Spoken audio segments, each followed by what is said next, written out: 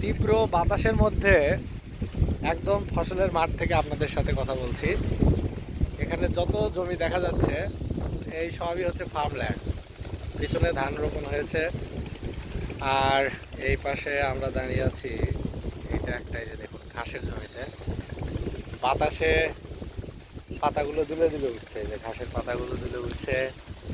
ওই দূরে দেখতে পাচ্ছেন, ওই আমার পিছনে এই জমিটার পরেই ওখানে কতগুলো বক, বকের বহর, বকের দল বা ঝাঁক, এই গ্রুপ অফ মানে বক আর কি ওখানে আছে। ওরা ওখানে পোকা খাচ্ছে। সুন্দর দৃশ্য। ওই পাশে সেচ দেয়া মেশিনের শব্দ দূরে, কেউ কেউ জমি চাষ করছে, সেগুলো আওয়াজ আসছে। অনেক সুন্দর, একদম গ্রামের ফসলের মাঠ থেকে সরাসরি আপনাদের সাথে আছি। এবং আজকের আবহাওয়াটা অনেক সুন্দর, যদিও গ্রীষ্মকাল গরম, তবে আজকে রোদের প্রভাব নেই।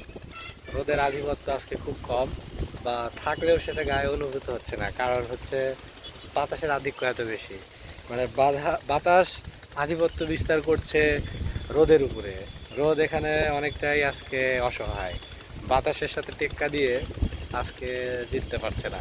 খুব সুন্দর একটা পরিবেশ। দেখুন গ্রামের সুন্দর দৃশ্য, দেখুন গ্রামের মাঝে একটা সুন্দর বাড়ি, দেখুন রাস্তার পাশে কত সুন্দর একটা পাকা একতলা একটা বাড়ি হয়েছে। এখন গ্রামগুলো ধীরে ধীরে শহর হয়ে যাচ্ছে। গ্রামে যে টিনের বাড়ি থাকবে, এই কালচার থেকে এখন গ্রাম অনেকটাই বেরিয়ে এসছে।